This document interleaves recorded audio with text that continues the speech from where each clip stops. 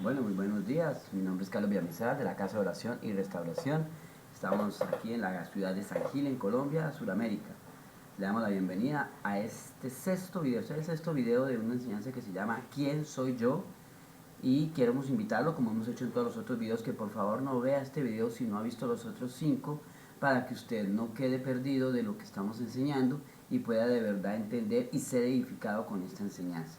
Quiero también pedirles de parte del Espíritu Santo que no me crean nada a mí, que no se queden con lo que yo estoy diciendo acá, sino que también vayan a su lugar secreto, a su lugar íntimo con Dios, allá donde Él dice que te dará a conocer grandes cosas secretas y ocultas que nadie más conoce. Entonces vaya a esa intimidad, a ese lugar secreto y entregue esta enseñanza también en las manos de Dios. Bueno, quiero invitarlo también a que le haga clic a la campanita y que se suscriba a mi canal. Suscribirse es muy fácil. Usted tiene que, si lo va a hacer desde su celular, usted ya tiene una cuenta de Google, entonces su merced simplemente le dice que quiere abrir la sesión con Google y usted puede ya quedar con la sesión en YouTube abierta y ahí usted puede suscribirse y puede darle me gusta o puede darle clic a la campanita. Entonces los invito para que se suscriban al canal, que es mi canal de la Casa de Oración y Restauración, donde estamos nosotros pues tratando de subir estas enseñanzas que Dios nos ha ido dando. Nos han costado mucho tiempo de estudio, mucho tiempo de oración, mucho tiempo en la presencia de Dios. Entonces, sin más preámbulos, vamos a empezar con esta oración. Te damos gracias, Dios Padre Celestial, por todo lo que tú nos enseñas, por todo lo que tú nos das.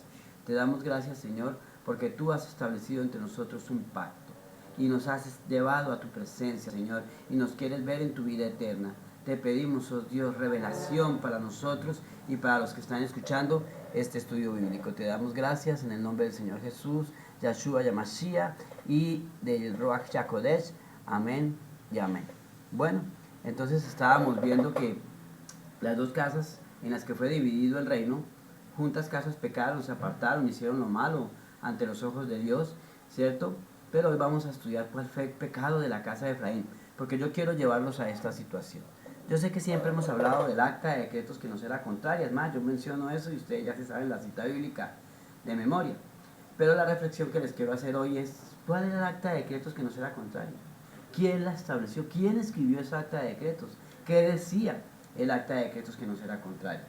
Entonces yo quiero invitarlo para que usted en este estudio, en este momento, su merced pueda quedarse ahí y escuchar y entender esa enseñanza que hemos hecho muchas veces y que muchas veces no hemos entendido. Entonces yo quiero que usted piense en un instante cuál sería ese pecado que la casa de Efraín cometió.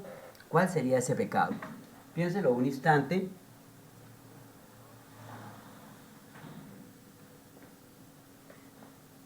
A ver si de pronto no sea también el pecado que nosotros estemos cometiendo hoy día. Bueno, entonces vamos a entrar en materia. Entonces ya estamos aquí tratando de reflexionar sobre cuál sería ese pecado de la casa de Efraín. Entonces miren, ¿qué es lo que dice Segunda de Reyes 17:20 al 23? Lo tomamos de la Reina Valera. Y desechó Jehová a toda la descendencia de Israel, y los afligió y los entregó en manos de saqueadores, hasta echarlos de su presencia, porque separó a Israel de la casa de David, y ellos hicieron rey a Jeroboam, hijo de Nabat. Y Jeroboam apartó a Israel en pos de Jehová, y le hizo cometer gran pecado. Entonces mire que aquí ya está empezando el acta de decretos que nos era contraria. Yo quiero invitarles a decirles a ustedes que no es el diablo, no es Satanás, él lo único que puede hacer es tentarnos, él ni siquiera puede hacernos caer en la tentación y mucho menos puede decretar sobre nuestras vidas. El poder que él tiene es porque nosotros se los hemos entregado. Pero Dios nos entregó el poder a nosotros y lo que tenemos que hacer es tomarlo. Entonces aquí empieza a ser escrita el acta de decretos que nos era contraria. Entonces aquí estamos hablando todavía de Israel, porque hasta ese momento seguía siendo el reino, se estaban separando, ¿cierto? Entonces, mire lo que está diciendo acá, porque separó a Israel de la casa de David. Aquí ya lo que está diciendo es que ya van a haber dos reinos, ¿sí? Y mire lo que está diciendo acá. ¿Quién fue el que llevó esta casa al gran pecado? Su propio rey. Hicieron rey. Ellos nombraron un rey que Dios no les dio. Ellos nombraron un rey que ellos pusieron. O sea, a ellos no les pareció el rey que Dios les había dado. Entonces es más fácil nombrar un rey que ellos ponen. Entonces, ellos fueron separados porque ya no quisieron lo que Dios les estaba dando, no quisieron ya ser gobernados por Dios y prefirieron nombrar sus propios gobernantes. Ahora mire esto acá. Y los hijos de Israel anduvieron en todos los pecados de Jeroboam que él hizo, sin apartarse de ellos, hasta que Jehová quitó a Israel de delante de su rostro, como él lo había dicho por medio de todos los profetas sus siervos. E Israel fue llevado cautivo de su tierra a Asiria hasta hoy. Entonces aquí ya Dios está empezando a referirse a la casa de Israel. Entonces mire lo que está haciendo. Él y sus gobernantes, todo el pueblo y sus gobernantes, empezaron a hacer lo que los gobernantes estaban diciendo. Entonces yo por eso siempre pregunto, porque estamos enseñando que debemos obedecer a todas las autoridades. Pero ¿a cuáles autoridades estamos refiriéndonos? Porque mire que aquí ellos estaban obedeciendo a su rey. Y sin embargo, ¿qué estaban haciendo por desobedecer a su rey? Estaban desobedeciendo a Dios. Hicieron lo malo ante los ojos de Dios. Y es aquí donde el acta de decretos empieza a establecerse. El acta de decretos que no será contraria. Por eso el enemigo ha engañado a la iglesia y le ha dicho que lo que llamamos Antiguo Testamento ya no está vigente. Para decirle que no hay ningún acta, que nosotros no fuimos desechados, que Dios nos recibe de cualquier manera. Entonces mire, ellos empezaron a hacer lo malo que su gobernante les podía hacer, pero ellos nombraron su gobernante, o sea, ellos no quisieron el gobernante que Dios les había dado, sino colocaron el gobernante que ellos quisieron. Entonces, ¿qué pasa? Ellos fueron echados, fueron llevados por los asirios, ya vimos en la fecha que fueron llevados, y ellos fueron llevados entre los gentiles, y fuera de eso se convirtieron en gentiles, porque fueron echados del pacto. ¿Por qué? No porque Dios hubiera querido dejar de ser su Dios, es al revés, es porque ellos no quisieron que Dios fuera Dios. Ellos nombraron sus propios dioses, sus propias creencias y empezaron a seguir sus propias órdenes. Empezaron a seguir sus propias cosas. Entonces ahora mire acá. Mire lo que dice en Amós 9:9. Porque he aquí, yo daré un mandato y zarandearé a la casa de Israel entre todas las naciones, como se zarandea el grano en la criba, sin que caiga ni un grano en tierra. Mire aquí lo que está diciendo el Señor. Eso está en Amós. Recuerde que esta es el acta de decretos que no será contrario. Entonces, el pecado de que el hombre no decida seguir a Dios, no deje que Dios lo gobierne, hace que Dios sea parte de su vida, que Dios no esté con él. Por eso dice, me buscaréis de todo corazón. Entonces mire lo que está diciendo el Señor, porque he aquí, yo daré un mandato, es una orden de Dios, y zarandearé a la casa de Israel entre todas las naciones, como se zarandea el grano en la criba, sin que caiga un grano en tierra. Entonces mire, esto es una orden de Dios. Esta es una orden de Dios. Yo sé que usted no sabía cuál era el acta de decretos que nos era contrario. Porque si uno pregunta, hemos hecho estudios en medio de las iglesias cristianas y la gente pensaba que era que no, los pecados, que la cerveza, que el trago, que la fornicación. No. El acta de decretos que no será contraria no la puso Satanás en su vida. Fue dada por Dios por la desobediencia y por la dureza del corazón de los hombres. Ahora mire lo que dice en Oseas 7, del 8 al 9. Esto está escrito después de allá de Oseas 6, que dice, mi pueblo fue destruido porque le falta conocimiento, por tanto os desecharé el sacerdocio. Entonces mire lo que ahora está diciendo el Señor. Efraín, o la casa de Israel, o el reino del norte, se ha mezclado con los demás pueblos. Efraín fue torta no volteada. Devoraron extraños su fuerza, y él no lo supo. Y aún canas le han cubierto, y él no lo supo. Mire que a mí me causa impresión, como cosor, saber que fuimos engañados por el mundo, y aún seguimos siendo engañados por el mundo, y ni siquiera nos damos cuenta. Por eso cuando empezamos este estudio en los primeros videos dijimos que era importante ser evaluados con la palabra de Dios. Por eso hicimos la pregunta, sí, tu salvación tiene buena intención, pero ¿es bíblica? Porque podemos ser que estemos devorados por el mundo y aún diciendo que servimos a Dios, estamos sirviendo a otros dioses. Miren lo que dice Oseas 8:8. Devorado será Israel, pronto será entre las naciones como vasija que nos estima. Cuando llegó Jesucristo, ¿por qué el pueblo judío no quiso aceptar que Jesucristo venía a las ovejas perdidas de la casa de Israel? Porque ellos ya estaban por allá desestimados, ya ellos eran gentiles, ya no formaban parte, según los judíos, de la casa de la promesa de Dios. ¿Por qué? Porque ellos habían sido divorciados del pacto, separados del pacto. Y el que decidió separarlos del pacto fue Dios, pero porque los hombres en su dureza prefirieron nombrar sus propios gobernantes, hacer sus propias reglas, hacer sus propias leyes y seguir sus propios criterios. Que eso inclusive es lo que aún sigue pasando hoy, incluso en la iglesia de Dios. Entonces mira acá. Entonces Efraín está entre los gentiles. Todas las 10 tribus que formaron parte del norte están entre las otras naciones. Entonces mire que aquí yo lo tengo en otro color. Efraín no es el pueblo gentil, pero vive entre los gentiles y cree que es gentil. Mira que está diciendo acá el Señor. Efraín no es el pueblo gentil, pero vive entre los gentiles y cree ser gentil. Se comportan como los gentiles, se comportan como el mundo, pero su identidad es el pueblo de Dios. Son ovejas viviendo entre cabras y lobos creyendo que no son ovejas. O sea, han perdido su identidad. Ya no la tienen porque como su intención inicial fue ellos traer creencias, mezcolanzas de afuera, mezcolanzas de otros dioses y ponerlas como si fueran de Dios. Y aún hoy están haciendo las cosas a su manera y todavía creemos que Dios tiene que amoldarse, acoplarse a lo que nosotros estamos pensando. O sea, nosotros no queremos hoy acoplarnos a lo que Dios dice, sino queremos que sea Dios que se acople a lo que nosotros decimos. Entonces voy a decirles que en vez de ser creados, pasamos a ser creadores de un Dios a nuestra imagen y semejanza. No se les olvide que la palabra de Dios dice que los que fuimos creados a imagen y semejanza de Dios somos nosotros. Pero nosotros hoy tenemos a un Dios creado a imagen y semejanza de nosotros, al punto que le podemos ordenar, le podemos mandar, le podemos decretar, le podemos decir. No olvides, mi amada iglesia, mi amado pueblo, que nosotros fuimos creados a imagen y semejanza de Dios y Él fue el que estableció una Torá para que nosotros la cumplamos. Ahora mire esto. Efraín no ha vuelto, él no ha vuelto, pero va a volver. Él va a volver porque eso fue lo que Jesucristo clavó en la cruz. Cuando el acta de decretos que nos era contraria fue clavada en la cruz, es cuando estamos diciendo que gracias a ese sacrificio de Jesucristo en la cruz es que volvimos a ser insertados al pacto.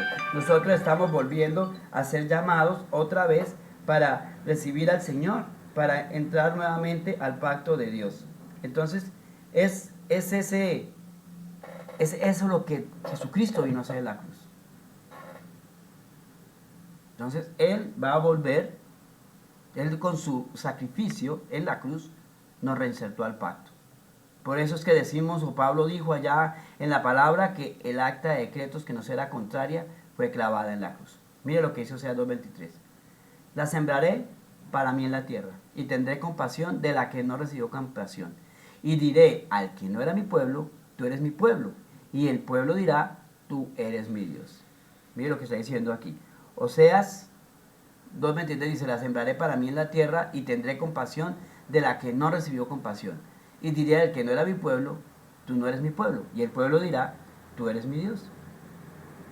Entonces mira que ahí está la promesa.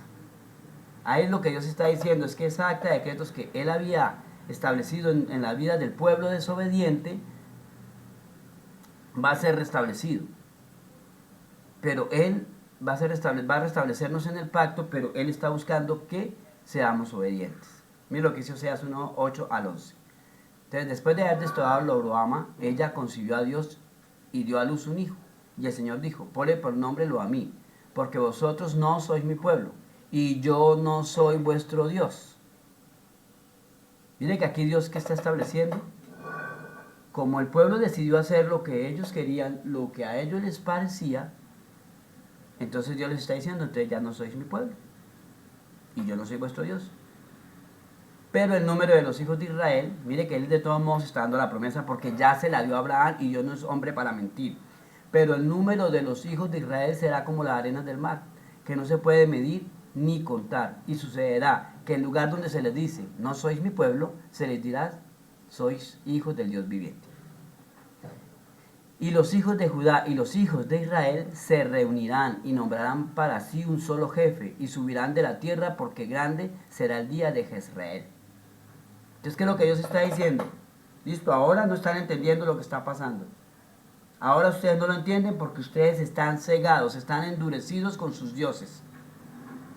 Pero yo en algún momento los voy a volver a traer y van a volver a ser una sola nación y tendrán un solo gobernante.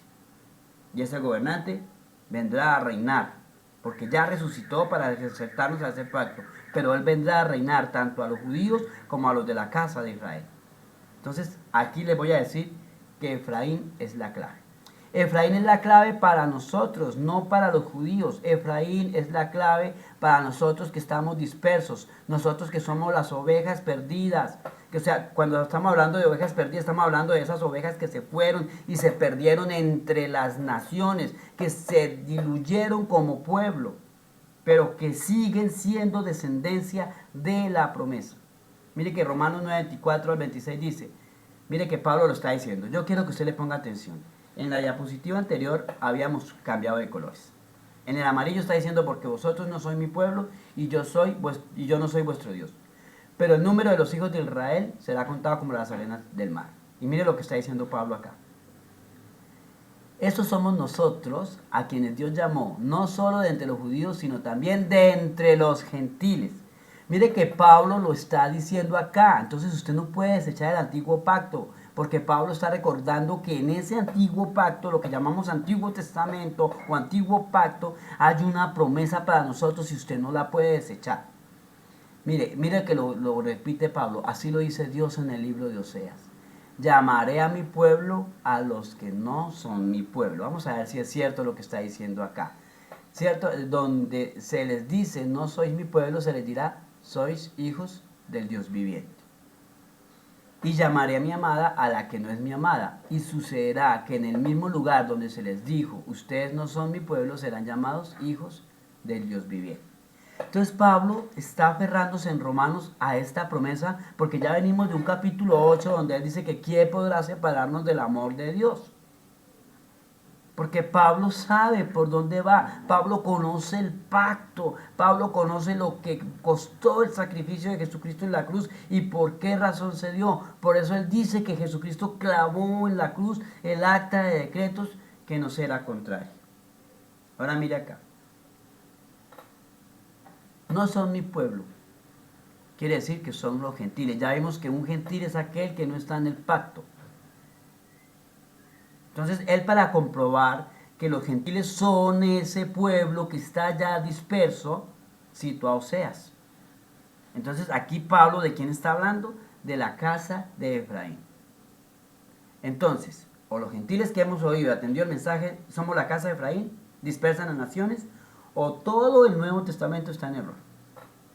Todo el Nuevo Testamento está basado en la casa de Efraín. Porque ellos son los que tienen que ser reinsertados al pacto. Porque ellos fueron los que fueron declarados que no serían pueblo de Dios, pero que más adelante serían pueblo de Dios. Ahora mire lo que dice acá. Entonces, ¿cuál es el motivo para que Efraín fuera enviado a las naciones? Que se hicieran como los gentiles. Aún siendo oveja, se hicieron como gentiles. Pero, ¿por qué Dios terminó permitiéndolo? Porque en su plan Él ya tenía rescatar a la raza humana, incluido a esos gentiles que se habían separado, que ya ni siquiera le conocían. Entonces, gracias a que ellos están por allá, ahora todos los gentiles pueden ser salvos. Si solo Israel está predestinado a salvación, pero los gentiles también la iban a alcanzar, tenía que ser porque Israel se haría como los gentiles. Por eso a Efraín se le llama la plenitud de los gentiles. Cuando un gentil oye el mensaje de Yeshua y se arrepiente, es porque es parte de Efraín. Pongan atención. Cuando alguien oye la palabra y se arrepiente, es porque ya está predestinado. Es de los dispersos. Por lo tanto, es de los elegidos. Por eso cuando empezamos este curso dijimos que tuviera en cuenta predestinados, elegidos y dispersos. Usted no puede olvidar esas tres palabras porque son claves en la vida de la salvación de las personas.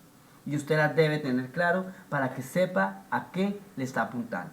Entonces vamos a ver si es verdad o en el Nuevo Testamento no se habla de esto. Entonces, durante los primeros años de la cautividad de la casa de Israel, aún conocía de su linaje. O sea, ellos al principio sabían quiénes eran. Hasta se lamentaban de donde habían salido. Pero a medida que fueron pasando los años, fueron pasando, fueron naciendo hijos, fueron naciendo los nietos, los bisnietos, los biscanietos, ¿cierto? Ellos se fueron olvidando de quiénes eran. Fueron perdiendo la identidad. Aparte se empezaron a casar con mujeres de otros pueblos, con hombres de otros pueblos, tuvieron hijos de gentiles. Entonces, ellos empezaron como a perder su identidad. No la promesa, porque la promesa jamás se ha perdido. Perdieron la identidad.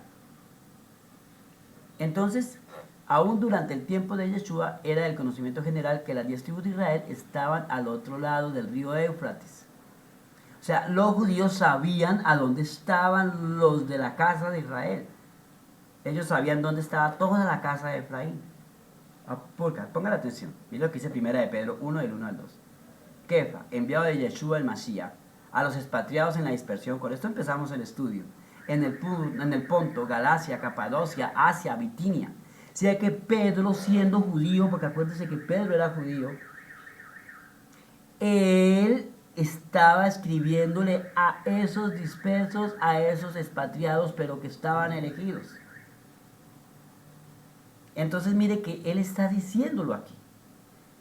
Previo conocimiento de Yahweh el Padre por la santificación del Espíritu, para obedecer a Yahshua el Mesías y ser rociados con su sangre, que la gracia y la paz se les multiplique. Entonces Pedro siendo gentil, Pedro siendo apóstol, siendo judío, le escribió a los expatriados, o sea, a los gentiles. Ahora mire esto aquí, pongan atención. Santiago 1.1, mire que ese es otro. Santiago, siervo de Dios y del Señor Jesucristo, a las 12 tribus que están en la dispersión, salud. Venga, pero uy, a mí toda la vida me enseñaron que el único que fue a los gentiles fue Pablo. Ay, mi querido pueblo, eso forma parte del desconocimiento de la palabra de Dios. La misma palabra lo está diciendo. Ellos también le escribieron a los dispersos.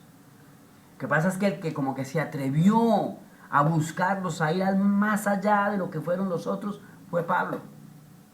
Ahora mira aquí, no se distraiga. Juan 7, del 34 al 35. Me buscaréis y no me hallaréis. Y donde yo esté, vosotros no podéis ir.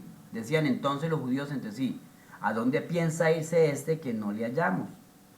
¿Será acaso que quiere irse a la dispersión entre los griegos y enseñar a los griegos? Mire que aquí no estaba hablando del pueblo griego, sino de los dispersos que estaban en Grecia. Pero mire que ellos sí sabían dónde estaba la casa de Israel. Los judíos de la época sabían dónde estaba la casa de Israel y que sí había una casa de Israel. A pesar de tantos años, casi 600, desde que la casa de Israel fue llevada hasta la venida de Jesucristo. Fueron casi mucho.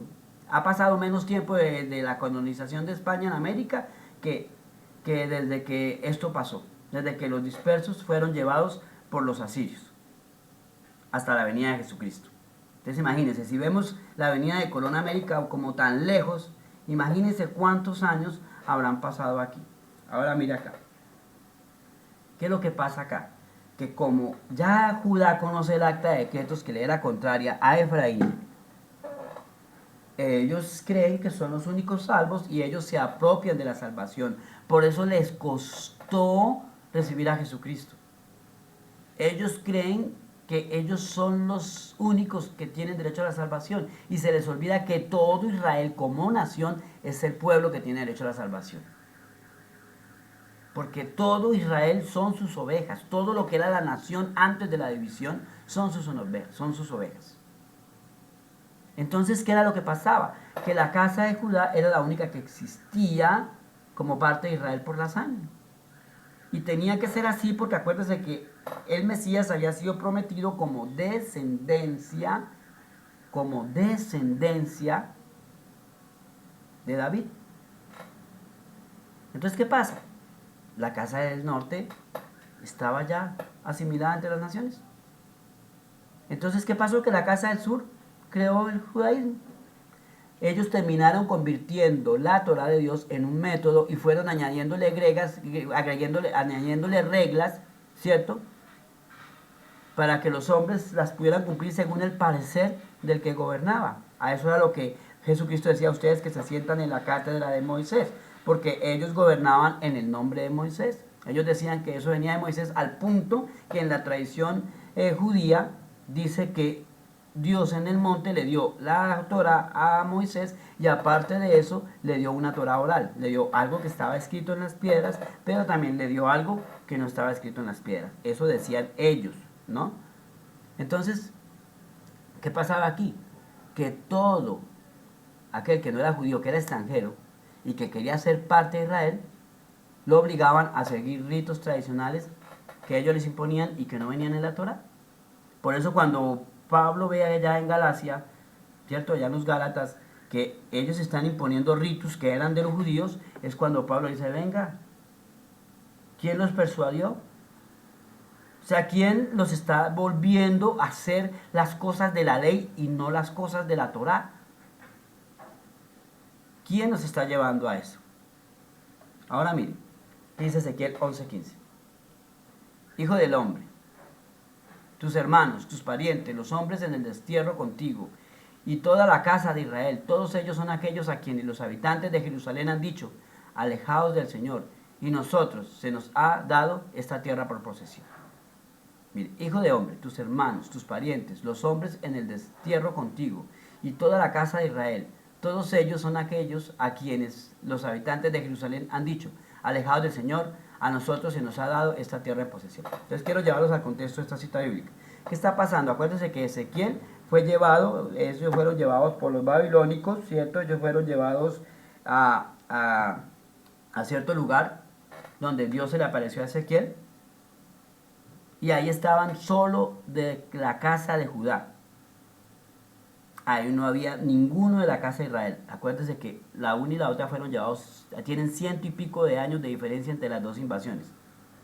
Entonces ellos están en la segunda cautividad, cuando ya fueron llevados los de la casa de Judá por los de Babilonia.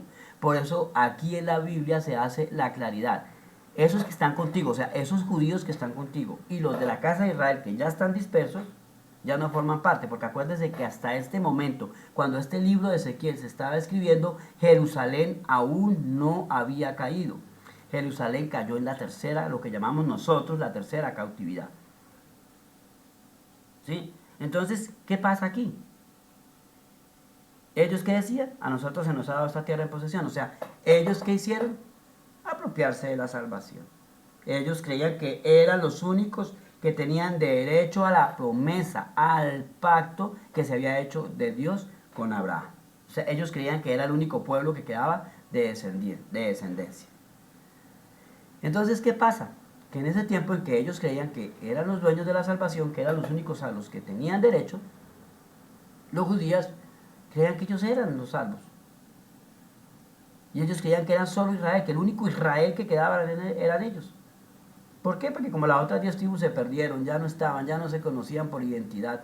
Al punto que los pocos que estaban por ahí, que medio trataron de acercarse, fueron los samaritanos, los de Samaria. Y al punto que se odiaban, ¿cierto? Tanto que Jesucristo tuvo que darles una parábola para mostrarle que el samaritano sí hizo lo que un judío no hacía. Entonces ellos creían que Efraín era un pueblo gentil y que como eran gentiles ya no tenían derecho a la promesa. Entonces, ¿qué era lo que pasaba? Que ellos de todos modos, para que alguien viniera a su pueblo, ya aceptaban gente de otras naciones. Eso era lo que ellos lo llamaban nacer de nuevo.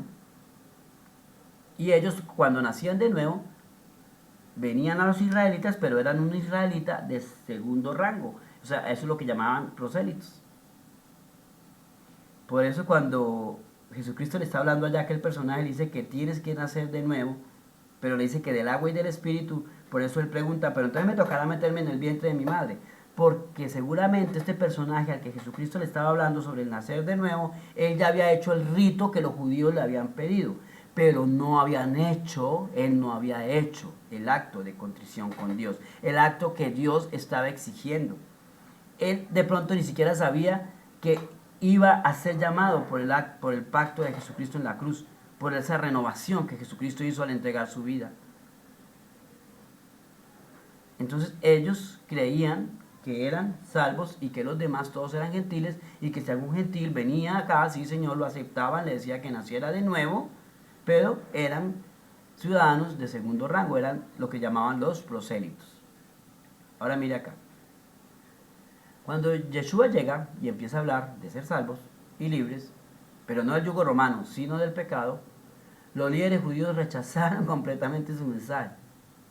¿Por qué? Porque estaba acabando con la creencia de ellos, no con la Torá, sino con lo que ellos creían y con lo que ellos habían establecido. Voy a decirlo con toda la autoridad que Dios me ha entregado. Tenían miedo a perder el poder. Porque al aceptar que ellos estaban equivocados, perdían el poder. Al punto que vamos a ver más adelante cómo Caifás cree que estaba salvando al pueblo cuando dice es mejor que muera uno por el pueblo y no el pueblo por uno. Él murió convencido de eso. Pero mire lo que le dice Jesucristo en Juan 8, 34 al 36. Jesús le respondió, en verdad os digo, que todo aquel que comete pecado es esclavo del pecado. Y el esclavo no queda en la casa para siempre. El Hijo sí permanece para siempre. Así que si el Hijo os hace libres, seréis realmente libres. ¿Pero de qué nos está haciendo libres? Del pecado. O sea, Él nos está... Voy a decirles, ya lo repetí en algún video, pero voy a recordarlo. El único pecado que hay es estar apartado del pacto. De resto, hay obras de la carne y obras del espíritu. Pero el único pecado que existe es estar apartado del pacto. Y el que está apartado del pacto solo manifiesta obras de la carne.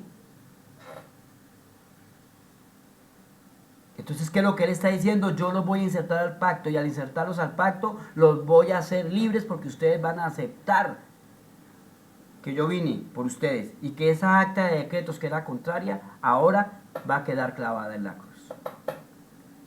Entonces vamos a ver en el próximo estudio a quién fue que vino Jesucristo exactamente. Vamos a ver si es verdad que Jesucristo vino a la casa de Israel. Vamos a ver los versos bíblicos donde dice eso, porque nuestra mentalidad, la mentalidad errada que hemos tenido hasta hoy, tiene que caer en el nombre del Señor Jesús y con el poder y la fuerza del Ruach. Entonces, mis hermanos, quiero invitarlos para que en la próxima clase ustedes vengan, estén presentes, la busquen, y vamos a mirar la tarea de Yeshua. Entonces vamos a ver si Él ratificó lo que hemos dicho hasta hoy o no lo ratificó, o si Él negó lo que hemos dicho hasta hoy. Entonces los invito para que en la próxima clase vengan en oración y vengan con un corazón dispuesto a aprender.